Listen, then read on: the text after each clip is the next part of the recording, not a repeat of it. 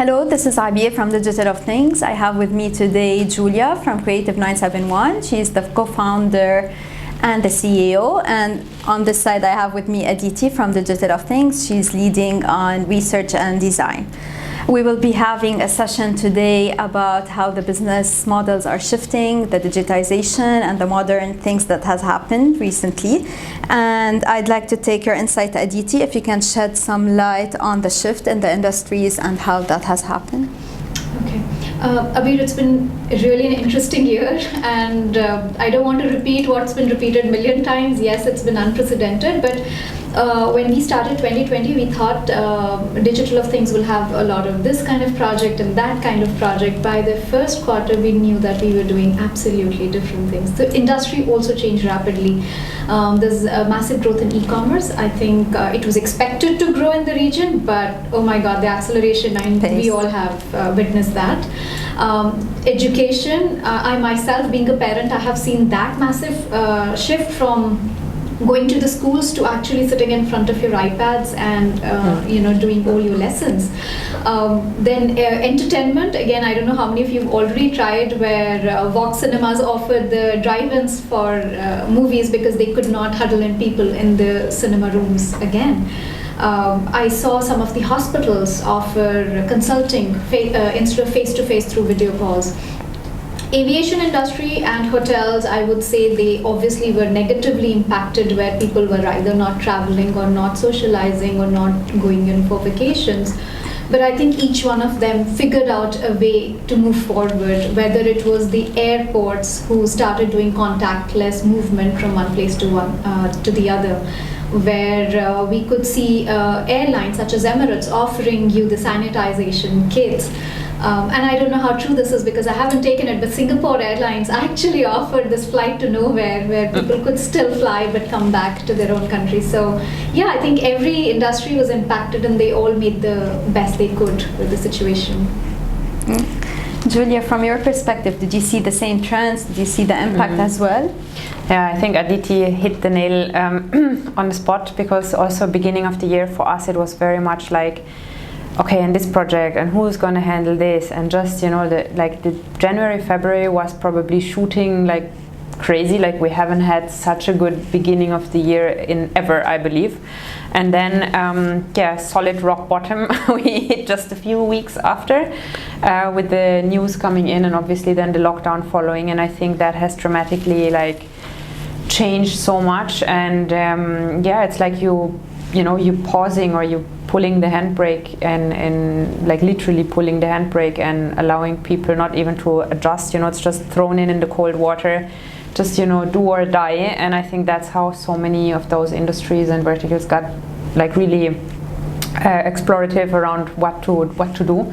And I think it's cool as well to see also I think we talked about it in other sessions that we talked about before, and even supermarkets or pharmacies, or I think Carrefour with the click and collect. And we've seen that there is so much change, so much opportunity in the market. It's just literally, sitting down and working on our own lockdown project, like we've done, basically coming up with more, product-oriented services, or working on online courses. Like even in the fitness industry, I think they were also kind of on full break, and like many industries, hotel, entertainment, of course, I believe they were one of those ones hitting really the hardest. And and I think we'll have to see what's going on in the future.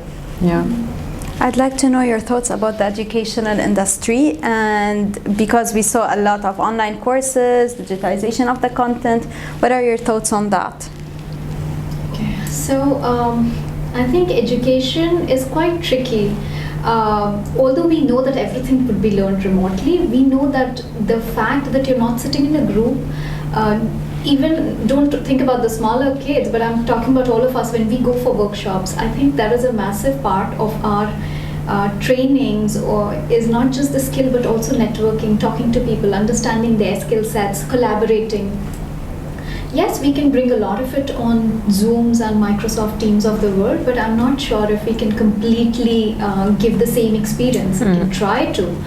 Again, the fact that there are plenty of people, and as a trainer, you're actually looking at 20 little pictures on your screen. I'm not sure how easy it is to identify. I've myself attended a dance class of sorts, and it was so difficult for the teacher to assess one person if everyone's doing something. So I'm not sure if education, moving it remotely, has been a great step forward. The good thing is it filled the gap. So there has been no wasted time for any kind of any kind of education. That's the only benefit. I don't know how you. Yeah, probably same. I mean, I'm not a parent, so I don't know how it went with kids' education, but I've went through a couple of courses myself and educating myself, and I've just noticed as well that the smaller the group is, the more you take away. So that's like in every learning group, usually even in person before, the smaller the classes, the more you have a key takeaways. I think what made it a bit harder, like on the digital recordings, when you talk, there's literally only one person able to talk at a time, and it would shut off the rest. So that makes it difficult if multiple people have questions or topics on the same point, and to some extent it made live meetings, education more efficient in delivering the message to the point, but though it made it more complex for people that probably didn't get the hang of it to be part of the group and to be taken into consideration of pushing them on their level that they could be. So also, if your screen goes on absent and your camera is not there, you don't know, you can roam around, you can, like I trapped myself, I was probably like watching a course, and then in the middle of it, I stepped out, I went to the washroom, I stepped out, I went for a snack, or I went for a coffee, or like I switched on the button for the laundry because I thought, okay, it stopped for so long. And you're kind of getting distracted very easily. And I think that's a big question mark as to where education can, let's say, intervene without micromanaging, because I think that gets a bit, it's a controversial topic when you're getting too much controlling, right? Which we want to teach kids, especially how to be independent, how to grow their consciousness, and I think that's going to be a challenge looking forward. Yeah. That raises another question, though. Do you think there's any industries out there that would struggle to go online and become more digital? I think a few, yes, and I shouldn't say that being in the digital profession. I think probably I should profess the fact that everything can go completely digital, but let's be honest, we are human, we need that human interaction. As I was mentioning a few minutes back about the doctors, right? At the end of the day, they really need to see the patient face to face to figure out what the symptoms are. So how much consulting can be done online, right? Or if they want to run lab tests, you really need to be on site in the clinic to do so. There are other industries I'm thinking you just definitely need to touch and feel. And we had a client, by the way, they wanted to sell product that needed to be touched and explored, and they tried to do augmented reality, and I'm not sure how far it will go, but this is great. It's a great step forward. Then health industry, fitness industry, I'm just thinking gyms. At the end of the day, I can't make a home gym. I can't have all the equipment, so I can definitely do things on the mat, or anything that I can learn online, but if I need equipment, I need to be in the gym. So there are certain things that I'm not sure how well we can digitize, especially for the masses. Of course, for a group of people who are able to manage everything on their own, yes, it's a different story, but I don't think so.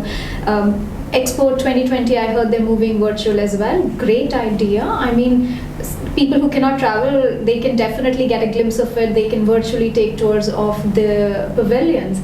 But my question is, what if they wanted to touch and feel something? I mean, as I said, at the end of the day, we're humans first, and we want to touch and feel and explore and meet and have that. And I think we can't replace it with events and expos. What are your thoughts on that? Yeah, kind of same. Like, I mean, you're touching on the Expo Aditi, and I think Abir would agree as well. Yeah.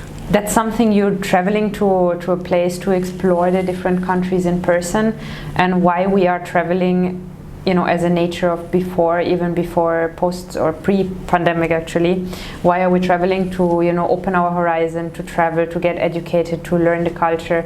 And yes, though we are 3 different nationalities here, and we're sharing 3 different probably backgrounds, opinions, and we're learning from each other, we haven't been to each other's countries, in the last few weeks or months, so we can't really, you know, with enthusiasm say what happened. So I agree to that personal touch points as being human beings, and we explore with all the senses that we have. Understanding some of the industries, like definitely, as you mentioned, the fitness industry or healthcare is a big thing. Like, you can't physically get a checkup or a blood test or, you know, a dentist. Like, it's, you already having a very affected area there. And yeah, it just makes things more difficult. I mean, there is shortcuts, you know, there is consultants on a digital base or helping people out on multiple ways. But I think over and above, it's it just needs to be a solution that works meanwhile, and I hope we will not be forever in this situation. But I think it sparked a lot of ideas in how far you can go digital with your offerings. I mean, some of the businesses went in to say, I offer my product, I sell it, and I give digital consultation on the product. So they actually created a product that didn't exist. Like, let's say for the gym, it was a light kind of resistant bands or something that everyone can carry at home. And, you know, for example, say I tailor make a course around it, or I come up with a different application. It's with gamification, you know, that allows me to entertain myself digitally with the community, because that community touch and feel is still, I think, paramount to any industry, even ours. You know, like, you guys are watching YouTube now because you want to be part of something, you want to understand what, you know, behind the curtains, what's happening and what's going on in the world. That's true. Yeah, that's true. So if we want to, like, just kind of wrap it up, what would your intake be to the future? What are we gonna look forward to? Can you give us a sneak peek into what you guys think about it? I think 2021, wow, we waited for 2020 so much and we predicted so many things. So I think, in my opinion, things would continue getting more and more digitized. I think all of us somewhere deep down have got affected, have got careful. So I don't think so businesses would be looking forward to creating something completely brick and mortar anymore.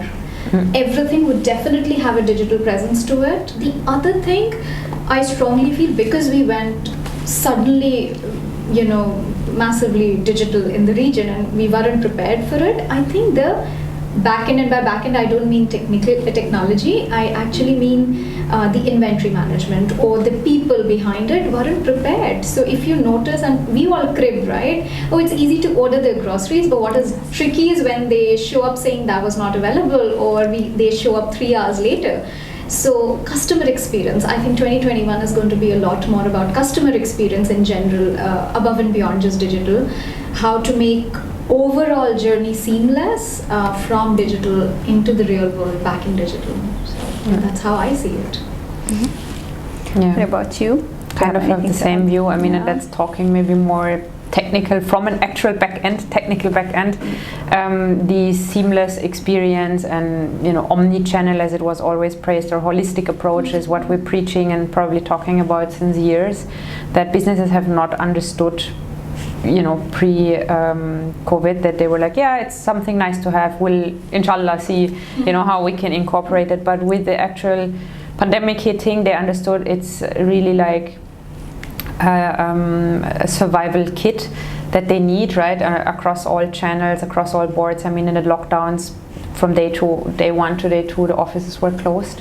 So, you know, sometimes you could reach out to companies easier on the social media, on the Instagram, as someone was actually managing it from home. But whereas, you know, the offices and landlines and phones that you tried to call so desperately didn't even work. So that was a big shift in understanding that the different digital channels and social channels need to work unified as a brand experience. And that would come to customer experience, because I should have every level of every brand on a customer experience, that I get a reply in a timely manner, you know, that I have an engagement. And I think though we moved apart physically, we've moved together somewhat in a trust or relation, because I think looking before, you know, it was easier to connect or going to networking events and something, and nowadays it's more about, you know, when you make a connection, you have a true connection, you rather make that, you know, work and leverage on that rather than just the meaningless superficial contacts, which I felt, you know, especially here, it's a lot about who you meet and who you know, but not really, you know, the actual deeper knowledge and skills of a person. And I think that has become so much more important. And I'm actually happy about that, looking at what the future can bring, and yeah. Thank you so much for your insights. I hope I've really enjoyed my time, and I found that very useful. I hope our audience as well is enjoying these sessions. If you have any questions, any comments, you'd like us to tap into anything, feel free to write to us or leave a comment, and we'll get back to you on that.